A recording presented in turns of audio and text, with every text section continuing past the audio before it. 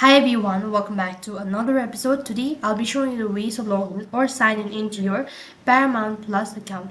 In order to log in or sign in, first thing first, make sure that you already have an account. Only then you'll be able to log in. Now to begin with the login procedure, go ahead and open up a web browser and then on the web address bar type in paramount.com paramountplus.com. Don't worry about the link, I'll make sure to drop it on my description box below as well. And this is going to take you to the official homepage of Paramount, official webpage of Paramount.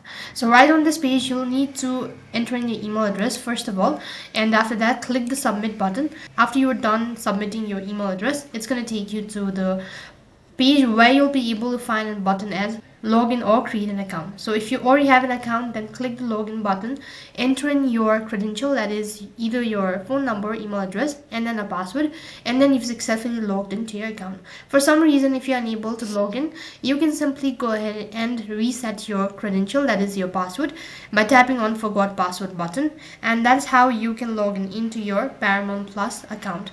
That is all for this video. I hope the video was helpful. Make sure to like, share, and subscribe to our channel. Thank you for watching. See you in the next video.